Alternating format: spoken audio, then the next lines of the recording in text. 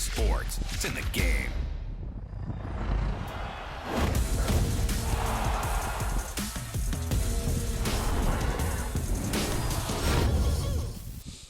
Hey. Hey. Don't know for how long I'll be. Just stick around and then maybe I'll hop on Fortnite and goof off for a bit. Nice. Yeah, me, I'm just catching up on Animal Crossing again. Cool, cool.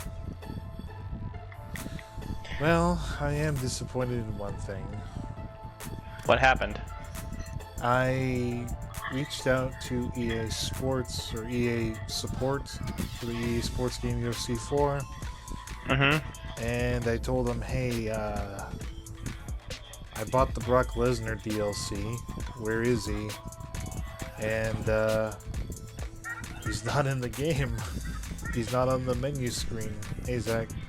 Hey, Zach. Evening, gents. So I just got off the chat line with EA Support. What happened? So about a week ago, 2 weeks ago, I bought one of the DLC. It came with, there was two of them specifically. Yeah. Brock Lesnar and Bruce Lee. Well, the Bruce Lee one works, but the Brock Lesnar one doesn't. Mierda. So I'm thinking, okay, there's probably a couple of outcomes for this. Either he's like a hidden unlockable, like you have to do something really, really cool to get him, or maybe he shows up as like a guest and there's a cheat code, or maybe there was a contract thing where he doesn't show up anymore. Either way. So I brought it up with them, and they tell me, hey, yeah, it's been a known bug for a while. We're working on it, but we don't know when it's going to be done. And I'm like, okay, well, can I get a refund? And they said no. And I'm kind of like, so you have DLC for a fighter that no longer works. Why is it on the PSN store? You mean I dropped $250 for an invisible ghost? Like, they're for a character that they removed? Like, I think it was like contracts maybe, or the rights to his name and likeness or something. Maybe that's why he's gone? Because this game did come out like, what, 2 years ago? I don't know. Maybe. But I'm like, I could have used that $250 or something. I only paid $250 for him, but still, that sucks. So hopefully it gets fixed. Yeah, I'm gonna make some buzz about it on Twitter or. Yeah, that is a load of ass, because they can't just do that. They need, if they don't have a character available, they need to be able to refund their customers. It's like I paid for nothing. I just gave them $2.50 for jack shit. So it's like it's like they can't fix it, then they gotta refund you. It's like why put him back in the store if his character's model's gone, you know? Like, the fuck? Anyway, I'll play a little bit of UFC 4 and then I might go on Fortnite and just goof off if you want to join me. If you want, I'll join you. I went to join a call with Sprite. Cool. For a guy who really dislikes turning red, he keeps bringing the topic up. He just won't let it go.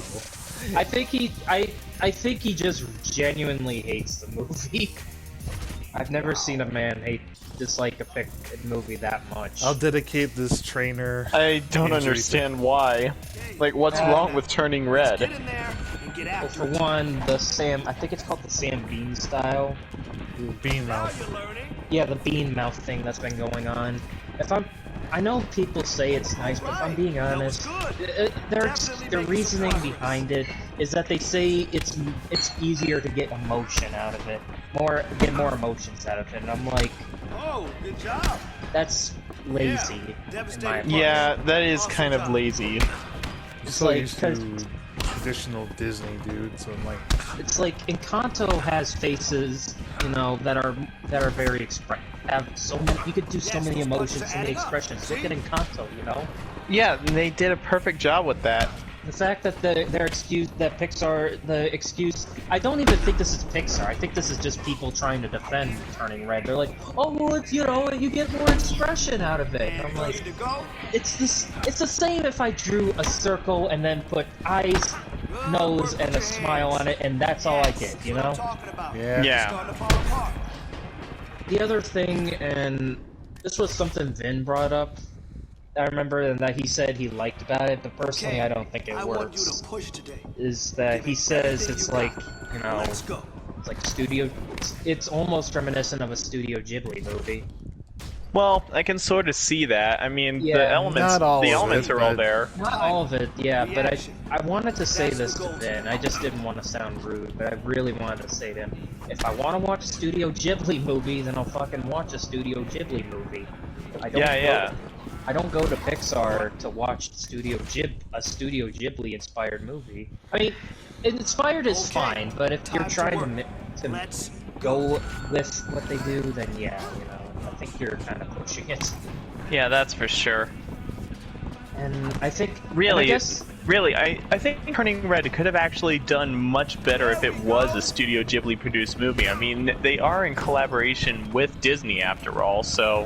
Can I be honest when I say this? That's how champions train. The setting, I don't know why, me and my friends come to the conclusion that the original setting was gonna be in San Francisco.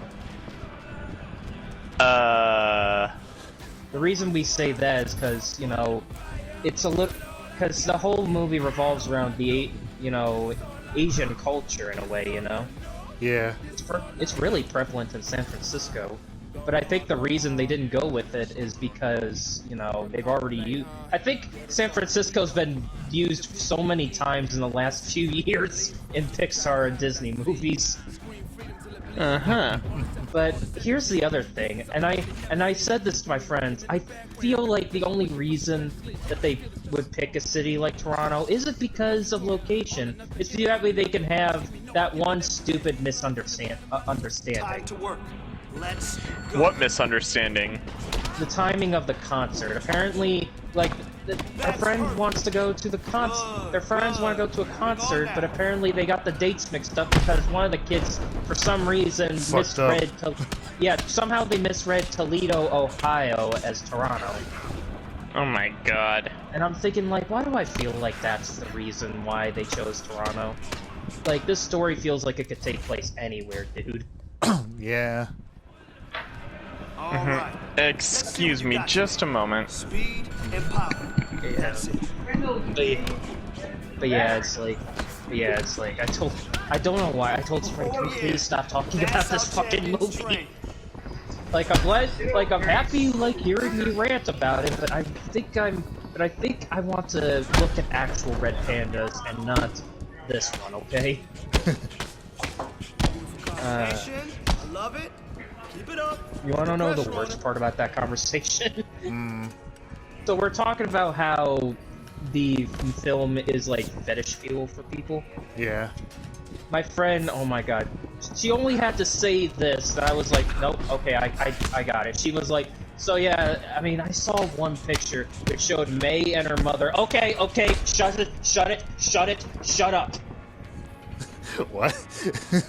She's like, we were talking about people drawing fetish art of the movie, and my friend, she was like, oh, yeah, I saw a picture where they drew May and her mother. Okay, hush, no more, I don't need to know this anymore. one time I saw them doing the naughty. Yeah, I was like, don't tell me what they're doing, don't tell me, I got it, I don't need to hear it. I know what that means. Oh my god.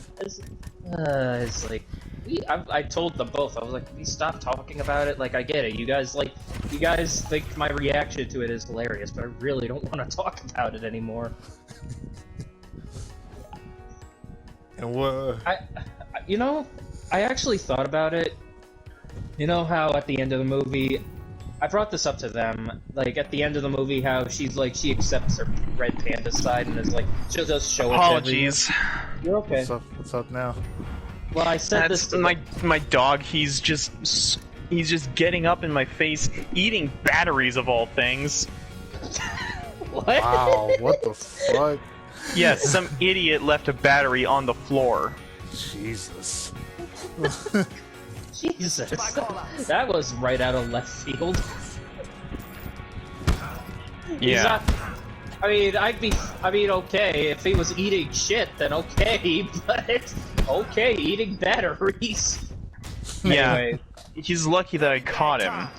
Listen to Yeah. my instructions. All but right? yeah, like, Let's go. I really don't have much else. I think everything that I said about turning red, I think I Bryce already just said. really wants to hear you knock on the movie forever and ever. Why, like, I actually brought this up, like, what I think she's doing now, the character Your May. next opponent is gonna be She no might, I feel match like, for you.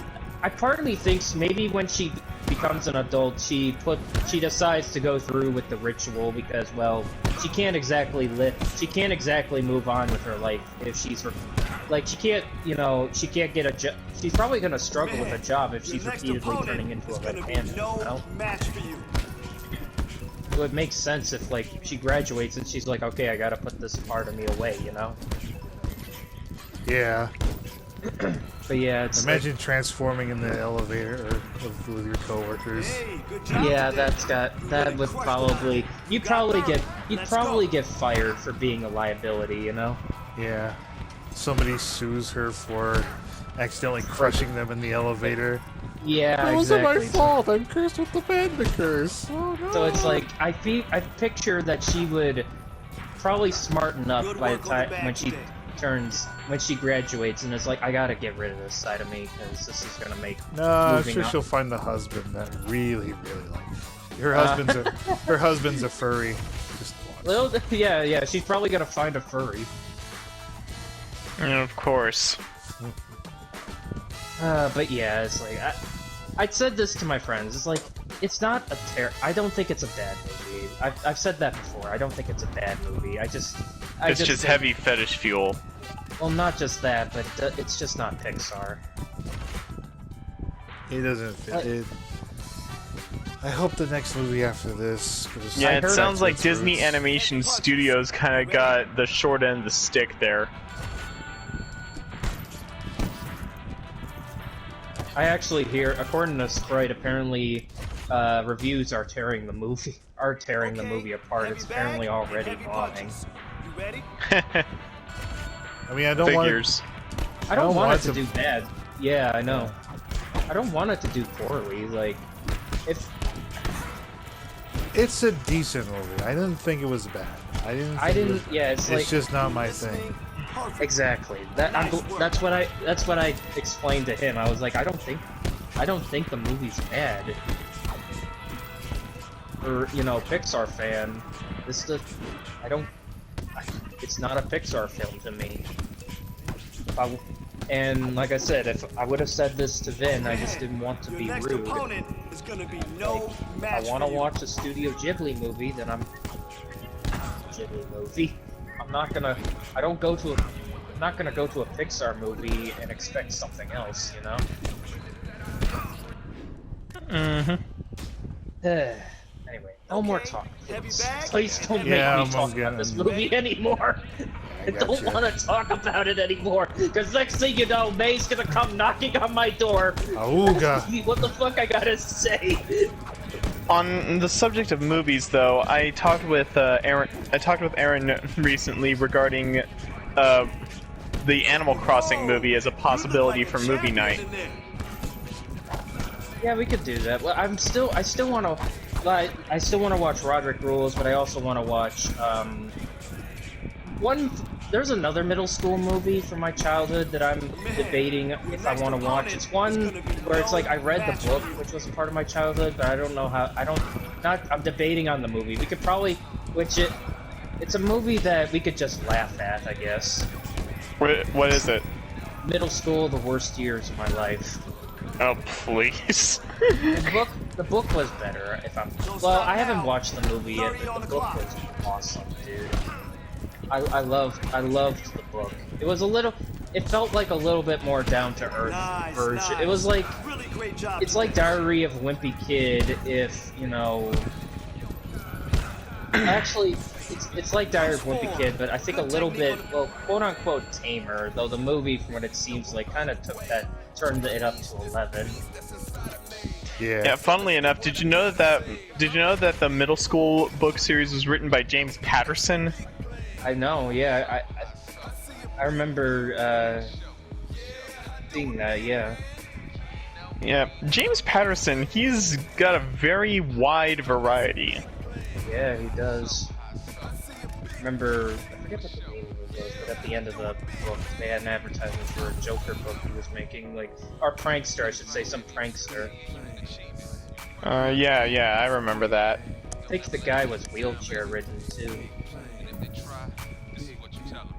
I'd have to check it out. I remember reading them when my grandmother used to take me to the library before she passed away. It was fun. Yeah, lately I've been... because I've been assigned to the children's section of the library, I take my time while shelf reading to look at a few books that I may want to read at some point. Sound like a bad idea, but part of me wonders what a movie of this comic series would look like.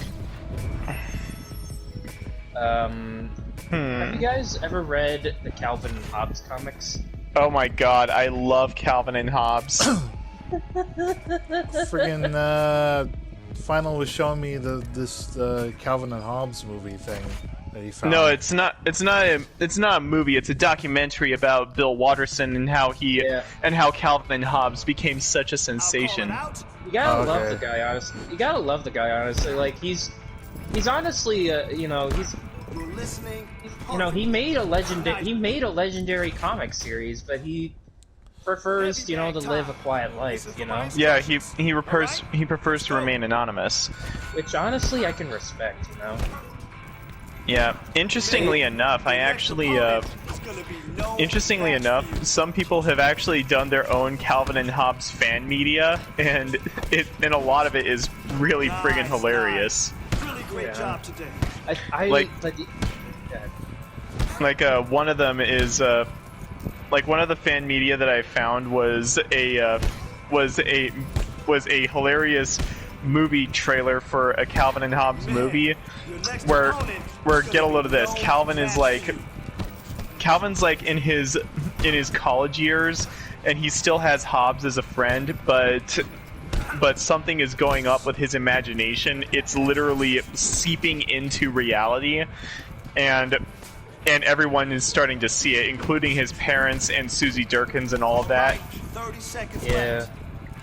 And what's funny is that what happens during this whole thing is Hobbes ends up disappearing into his imagination, being trapped by all of the malevolent energy, and Calvin has to do everything in his own power with his imagination to save Hobbes. Yeah. I don't know. It's like funny. I honestly would like to. I mean, it would be interesting to see a movie around an official movie around Calvin and Hobbes. You know. Yeah. It'd have to be a little bit tame though, because a lot of the books, a lot of the comics were kind of dark, especially for a 6-year-old. There's one where Calvin does a report on aliens stealing the water and oxygen, and everyone on Earth suffocates to death. I remember that one. And another one. Go ahead. Probably one of my favorite Calvin and Hobbes ones that's obscurely dark is when Calvin is playing with Tinker Toys and he's fantasizing being like the god of like several thousand worlds that must then endure his wrath as he is like a god of the underworld. Yeah. Another funny one to me is another one is the one where he writes about Susie and how she gets attacked by raptors and eaten by them. And he does it for a school report too. Oh my god. It's gonna be no match for you. You also gotta love those random instances of Calvin just abruptly being a genius at one point or another. I think my favorite moments are, like, there's several... I think some of my favorite moments are, like... Yeah, the moments where he's being a genius, but the way he does it with his parents, you know, when... Both his parents and his, friend, well, Susie, and it's like, you know... He does it, like, it looks real, but, it's his imagination. Like, for example, the duplicator machine comic series? Oh yeah, I remember the duplicator. Where it's like Calvin, like you see several Calvins walking up to his parents saying hello to him. Good work, kid. Let's keep hitting. Technically, it's just him joking around, you know. Yeah. I think one of the funniest gags in Calvin and Hobbes would have to be when Hobbes always pounces on Calvin when he comes home from school. Oh yeah. Yes. Every time he comes home from school, he just pounces on Calvin. Not gonna lie, it's cute and adorable. Yeah, you got. What do you do? Wait till you see the whites of my eyes. I love that one. You should have seen them. They were the size of dinner plates.